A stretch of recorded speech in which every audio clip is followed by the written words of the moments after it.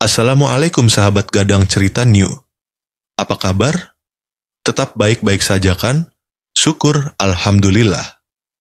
Untuk pertemuan kali ini, kami akan menyuguhkan kisah yang menarik tentang kehidupan seorang ibu kos yang memiliki kelainan aneh. Dia merasa menjadi muda kembali ketika dekat dengan anak muda. Dan dia bahkan punya keyakinan, jika bisa merasakan cangkul-cangkulan sama anak muda, dia akan merasa mengkonsumsi jamu awet muda. Apakah kalian tertarik untuk mengikuti ceritanya? Kalau gitu nggak usah berlama-lama, langsung kita mulai ceritanya. Namaku Rehan, mahasiswa semester 5 di sebuah perguruan tinggi swasta di Jogja. Aku tinggal di sebuah rumah kos milik pasangan suami istri Paruh Baya, Bu Lestari, dan Pak Arifin. Kalau kau lihat dari luar, rumah kos ini tampak tenang, rapi, asri. Ada taman kecil di halaman depan dengan bangku kayu tua tempat Bu Lestari suka duduk pegal-pegal sambil menyiram bunga. Pak Arifin lebih banyak di belakang rumah, sibuk dengan burung-burung peliharaannya. Dan kami, aku, Bayu, dan Tommy, 3 siswa perantauan, menghuni 3 kamar di lorong tengah rumah itu. Udah ngerasain masakan Bu Lestari belum? Gila sih, itu. Bayu pernah bilang sambil mengunyah tempe goreng. Enaknya bukan hanya di lidah. Tommy hanya cekikikan sambil melirik ke arah dapur, tempat Bu Lestari berdiri dengan daster tipis warna merah muda, lengan putih mulus, dan rambut disanggul asal-asalan. Tak bisa dipungkiri, untuk perempuan usia 45-an, Bu Lestari tampak sangat terawat. Kulitnya bersih, lekuk tubuhnya masih terjaga, dan senyumnya bisa bikin lutut pelajar jadi lemas. Aku awalnya mengira biasa saja, tapi makin hari perhatian-perhatiannya terasa lain.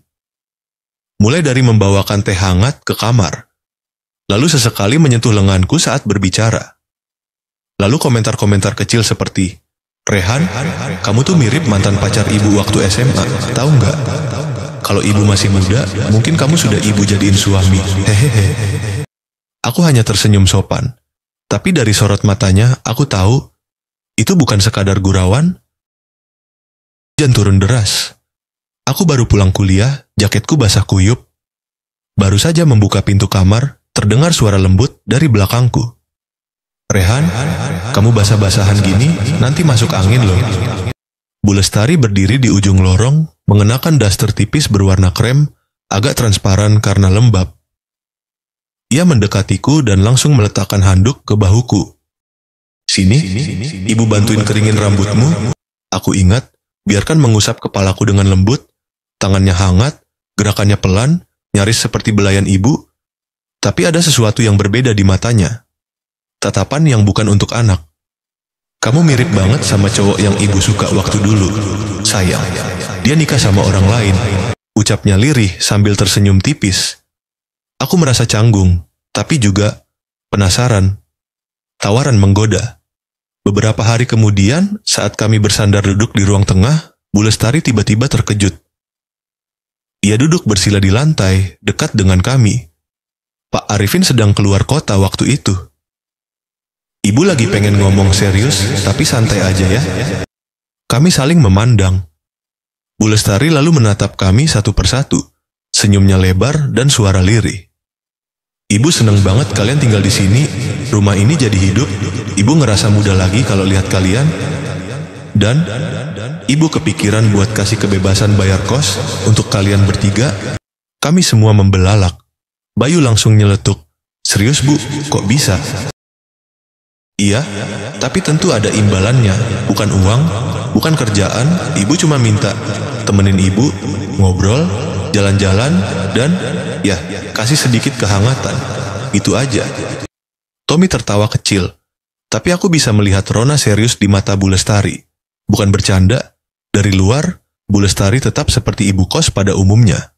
Ramah, bersih, perhatian.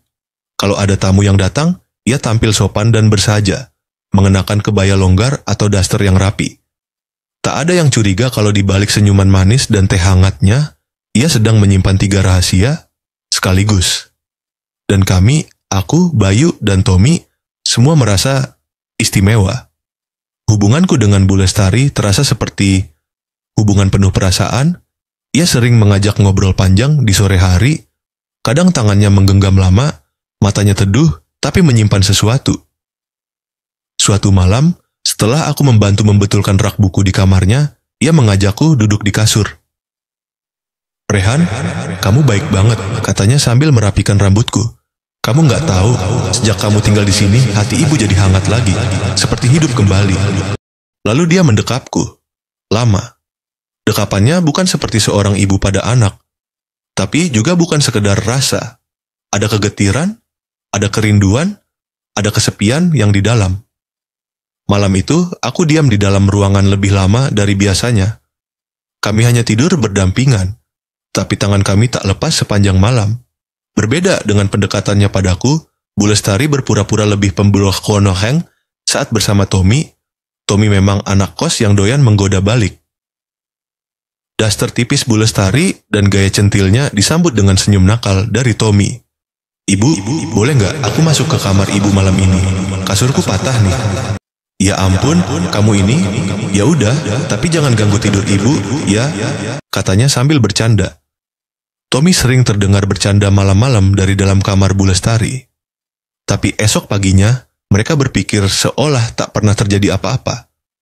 Tommy tak pernah cerita ke siapapun. Ia menikmati permainan diam-diam ini. Baginya, Bu Lestari adalah hiburan, bukan hubungan. Dan dengan Bayu, anak kos paling alim, pendiam, dan rajin ke masjid. Bu Lestari berdoa lembut dan penuh empati. Ia sering pura-pura curhat soal pernikahannya. "Bayu, kadang ibu ngerasa Pak Arifin terlalu cuek. Udah bertahun-tahun kami tidur sekamar, tapi rasanya kayak asing." Bayu yang awalnya menjaga jarak, mulai luluh. Apalagi ketika Bu Lestari suatu malam mengetuk pintu kamarnya sambil menangis pelan, mengaku habis bertengkar dengan suaminya. "Ibu cuma mau berpelukan sebentar aja, biar tenang," dan malam itu pun menjadi awal dari kedekatan yang lebih dari sekedar pelukan. Yang menarik adalah, kami bertiga tak ada yang tahu bahwa kami sedang berbagi ibu kos yang sama. Karena Bu Lestari begitu pintar mengatur waktu dan menyembunyikan jejak. Ia tahu kapan harus lembut, kapan harus centil, dan kapan harus tampak merugikan demi memancing simpati. Ia memastikan bahwa setiap hubungan hanya terjadi saat anak kos lainnya tidak ada di rumah. Dan ia tahu betul cara menyentuh hati masing-masing kami, dengan cara yang berbeda. Namun waktu tak bisa disimpan selamanya. Beberapa minggu kemudian, Bu Lestari mulai tampak lelah. Wajahnya pucat. Ia sering batuk dan mengeluh sakit kepala. Tapi tetap tersenyum dan berkata, "Ibu cuma kurang tidur." Sampai suatu malam, saat aku pulang dari kampus, aku mendengar suara ribut dari ruang tengah. Pak Arifin berteriak panik. "Tari, Tari, bangun Tari, jangan bercanda kayak gini." Aku berlari ke sana dan menemukan Bu Lestari tergeletak di lantai. Tubuhnya dingin, wajahnya pucat. Kami bertiga, aku, Tommy, dan Bayu, datang hampir bersamaan. Kami saling memandang, panik, tapi juga bingung. Dan pada saat itu, semuanya mulai terbuka. Malam itu hujan deras turun. Hening, hanya suara air yang menetes dari talang yang bocor, dan sesekali petir menyambar di kejauhan. Saya sedang membaca buku di kamar saat pintu diketuk pelan. "Tok, Tok, Rehan, ibu boleh masuk?" Suaranya lembut, nyaris tak terdengar. Tapi cukup membuat jantungku berdetak lebih cepat. Aku bangkit dan membukakan pintu. Di depan sana, Bu Lestari berdiri dengan daster satin abu-abu. Rambut terurai, pipinya basah entah karena air hujan atau air mata. "Boleh ibu numpang duduk sebentar? Ibu nggak bisa tidur." Aku mengangguk. Ia masuk, duduk di tepi kasurku dan memandang lama. Mata itu, mata yang biasanya tenang, kini tampak letih dan rapuh. "Rehan, kamu tahu nggak? Sudah lama ibu tidak merasa diperhatikan." Aku hanya diam. Nafasku dalam. Jarak kami begitu dekat. Tiba-tiba ia menyentuh pipiku. Hangat, lembut, lama. Ibu ingin ngerasain jadi perempuan lagi, bukan hanya istri yang dilupakan. Tanganku refleks menggenggam tangannya. Dan detik berikutnya, ia bersandar di dadaku, pelan-pelan menangis. Aku memanjangkan rambutnya, mencoba menenangkan, tapi justru itu membuat tubuh kami semakin melekat. Tanpa kata-kata, Bu Lestari memandang ke dalam. Ada sesuatu di matanya, kerinduan yang lama tertahan. Tubuhnya bergeser, tangannya mengusap bahuku. Aku merasakan nafasnya di leherku. Peluk ibu, Rehan. Jangan lepas malam ini. Dan malam itu pun jadi malam pertama kami. Bukan dengan gairah yang meledak-ledak, tapi seperti gerimis yang turun perlahan, membasahi, menghangatkan, menembus ke dalam hati. Tangannya menggenggam erat jemariku. Daster satin itu meluruh pelan, menampilkan kulit yang bukan muda tapi justru terasa nyata, dewasa, matang. Menggoda bukan karena kesempurnaan, tapi karena keberanian menyerahkan diri tanpa topeng. Kami berbaring diam, hanya suara napas dan detak jantung yang berbicara. Rehan, jangan pernah bilang siapa-siapa. Ini cuma buat kamu. Cuma kamu yang ibu izin masuk ke tempat ini. Aku mengangguk, tapi aku tak tahu. Saat itu juga, kata-kata itu pernah ia bisikan kedua lelaki lain di rumah ini. Hujan masih turun di luar sana, seperti jadi latar orkestra untuk kenyamanan kami. Bu Lestari membalik tubuhnya, menghadapku. Napasnya menghangatkan wajahku. Tangannya menyentuh dadaku, pelan. Jemarinya melewati garis leherku, membuat bulu kuduk meremang. Aku menahan napas. Tubuh kami semakin mendekat. Ia mengangkat wajahnya, melihat ke dalam, dan perlahan menyentuhku. Lembut, lama. Tapi juga luka dan kerinduan yang disatukan. Tangannya meraba pinggangku, sementara kakiku sudah melingkari kakinya secara alami. Ia menarik, menempatkannya di pinggangnya. Kulitnya hangat, dan meski usia tak bisa disembunyikan, setiap sentuhan darinya seperti membuka pintu ke dunia yang belum pernah aku jamah sebelumnya. Ia membimbing, tubuhku, hatiku, daster tipis menampilkan siluet tubuhnya dalam cahaya remang. Tidak sempurna, tapi nyata. Bu Lestari bukan gadis remaja yang malu-malu. Ia tahu cara memuaskannya hanya di situ. Ia membisikkan namaku berulang-ulang, seperti mantra. Ibu sudah lama tidak merasa jadi perempuan seutuhnya.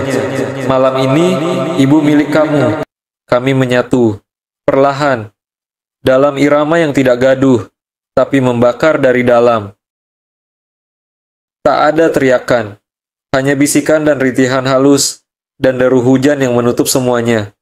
Dan setelah semuanya usai, ia tetap memelukku. Lama. Rehan, kamu bikin ibu merasa muda lagi. Tapi ini tetap rahasia kita berdua, ya? Aku mengangguk dalam diam. Antara rasa dan rahasia setelah malam itu, semuanya berubah. Bu Lestari tidak lagi sekadar ibu kos dingin. Dia menjadi semacam pelabuhan, tempat aku pulang, tempat aku ingin tenggelam, meski tahu lautnya bisa tenggelam. Setiap sore, saat anak-anak sedang sibuk di luar, aku sering menekankan ke ruang belakang rumah. Di sana, Bu Lestari menungguku. Kadang ia sedang menyiram bunga, kadang membaca majalah di kursi rotan. Tapi setiap kali melihatku, senyumnya selalu berbeda. Senyum yang tak pernah ia berikan ke siapapun. Bu Lestari punya ruang kecil di loteng belakang, tempat yang katanya dulu bekas ruang menjahitnya. Saat ini, ruang itu nyaris kosong, hanya ada kasur tipis, cermin besar, dan tirai yang menutup jendela kecil. Tapi entah kenapa suasananya hangat, seperti dunia yang hanya milik kami berdua. Di sanalah kami sering menghabiskan malam saat rumah sudah tenang, dan suara jangkrik jadi pengiring adegan rahasia kami. Malam itu, Bu Lestari mengenakan daster tipis berwarna peach. Ia duduk bersila di atas kasur, menyisir rambutnya perlahan. Aku hanya berdiri di depan pintu, menampilkan pemandangan yang meski tak muda lagi, tetap menggoda. Masuk dong, ngapain cuma melihatin? Katanya tanpa menoleh. Aku mendekat, duduk di belakang, lalu mengambil sisir dari tangan. Kusisir rambutnya pelan. Ia memejamkan mata, senyumnya tipis, tapi damai. Kamu tahu nggak, Rehan? Ibu takut kehilangan momen kayak gini. Waktu berjalan terus, kulit ini makin keriput, tapi kamu bikin ibu lupa semua itu. Buatku, ibu cantik apa adanya. Bu, jangan manggil ibu. Malam ini aku perempuanmu. Dan kami pun menyatu dalam hening yang basah oleh desah. Cahaya lampu kuning menyorot bayangan tubuh kami di dinding loteng, bergerak dalam tarian penuh keinginan dan kelelahan. Hari-hari berikutnya, aku mulai merasa aneh. Bu Lestari kadang tiba-tiba menghindar. Ada malam-malam di mana ruang loteng terkunci. Katanya dia pusing atau capek, atau Pak Arifin sedang di rumah. Tapi suatu sakit, aku memergoki sesuatu. Bayu keluar dari kamar Bu Lestari. Wajahnya pucat, tapi senyumnya ada sesuatu yang kukenal. Senyum yang dulu sering kulihat di cermin setelah aku menghabiskan malam bersamanya. Bayu menunduk, buru-buru menutup pintu, lalu berjalan pergi seperti tak terjadi apa-apa. Aku berdiri diam dari balik tirai ruang tengah. Jantungku berdegup kencang. Apa mungkin? Tapi aku menggeleng cepat. Enggak, mungkin cuma bantuin Bu Lestari benerin sesuatu. Tapi di dalam hati kecilku, sudah tumbuh benih keraguan. Hari-hari setelah pertemuan terakhir di loteng, Bu Lestari mulai terlihat berbeda. Aku sering melihatnya berjalan dengan tubuh yang agak lemas, pucat, dan matanya terlihat sayu. Ia bilang ke aku, Rehan, ibu cuma butuh istirahat, mungkin capek. Namun, ada sesuatu yang lain. Pak Arifin, suami Bu Lestari, mulai sering pulang lebih lama dari biasanya. Dia selalu menatap Bu Lestari dengan penuh perhatian, seolah tahu ada yang tak beres, tapi tak berkata apa-apa. Suatu sore, aku mendapati Bu Lestari sedang duduk di kursi rotan belakang sambil memegang dadanya dengan cemas. Aku mendekatinya, menyentuh pundaknya, dan ia menoleh dengan senyuman tipis. Rehan, ibu enggak apa-apa, hanya sedikit kelelahan. Namun, ketika aku memeluknya, tubuhnya terasa lebih rapuh dari sebelumnya. Seperti ada sesuatu yang tertahan di dalam dirinya, sesuatu yang ia sembunyikan dari semua orang. Tiba-tiba, tubuh Bu Lestari jatuh lemas. Napasnya terengah-engah, wajahnya pucat pasi. Aku panik, berusaha membangunnya tapi ia tak bisa bergerak. Ibu, ibu, teriakku cemas. Aku membawa Bu Lestari ke rumah sakit. Di sana dokter mengatakan bahwa ia menderita penyakit jantung yang sudah lama dideritanya, tetapi ia selalu menutupi gejalanya. Tanpa perawatan yang baik, kondisinya semakin memburuk. Setelah keluar dari rumah sakit, Bu Lestari kembali ke rumah dengan tubuh yang lebih lemah. Pak Arifin, suami, selalu menjaga dan merawatnya dengan penuh perhatian. Tapi entah kenapa, aku merasa ada yang janggal. Beberapa hari setelah kejadian itu, aku kembali ke rumah kos untuk memastikan Bu Lestari dalam keadaan baik. Tapi saat aku sampai di sana, aku melihat sesuatu yang tak pernah kuduga. Di ruang tengah, Tommy dan Bayu sedang duduk bersama Pak Arifin. Suasana mereka tampak canggung. Seakan ada ketegangan di antara mereka. Saat melihatku masuk, Tommy dan Bayu menundukkan kepala, dan Pak Arifin memandangku dengan penampilan yang berbeda. Rehan, kata Pak Arifin pelan, ada yang perlu kamu tahu. Aku terdiam, menunggu kata-kata yang akan keluar. Bu Lestari muncul dari balik pintu, tubuhnya terbungkus selimut. Wajahnya terlihat lebih pucat, namun senyumnya tetap ada. Rehan, semuanya sudah terbongkar. Ibu minta maaf. Dengan suara yang serak, Bu Lestari melanjutkan. Ibu, sudah tahu semua. Kamu, Tommy, Bayu, ibu tahu kalian semua. Dan ibu tahu apa yang terjadi di antara kita. Aku terkejut, tidak bisa berkata apa-apa. Bu Lestari melihatnya dengan penuh penyesalan, namun ada rasa kedamaian di dalamnya. Aku tak bisa lagi menahan semuanya. Aku tidak hanya menyakiti diri sendiri, tapi juga kalian. Tapi, Rehan, kamu adalah yang paling penting. Kamu yang membuat ibu merasa hidup kembali, meski seharusnya aku seperti ini. Pak Arifin kemudian berbicara. Rehan, aku sudah tahu semuanya. Ibu sudah mengaku kepadaku tentang hubungan kalian. Aku tahu ibu tidak bisa menahan perasaannya, tapi aku tetap mencintainya. Kami berdua sudah sepakat untuk menjalani sisa hidup ini bersama, meski dalam cara yang berbeda. Aku hanya bisa mencerna semua kata-kata itu. Ternyata Pak Arifin sudah lama mengetahui tentang hubungan Bu Lestari dengan anak kosnya. Bukan hanya aku, tetapi juga Tommy dan Bayu. Namun, ia memilih untuk diam. Kami sudah lama saling memaafkan, Rehan, kata Pak Arifin dengan suara yang tenang. Kehidupan memang rumit, tetapi yang paling penting adalah kita semua bisa menerima kenyataan ini. Aku menatap Bu Lestari, matanya berkaca-kaca. Dalam hati, aku mengerti. Ia bukan hanya seorang ibu kos, ia juga seorang wanita yang menginginkan cinta dan perhatian yang selama ini ia dapatkan dari suaminya. Meskipun dia berbuat salah, dia juga manusia yang rapuh, yang berusaha menemukan kehangatan di tengah kesendirian. Akhirnya, semua berakhir dengan cara yang aneh. Bu Lestari dan Pak Arifin tetap bersama, berusaha menjalani kehidupan mereka dengan pemahaman.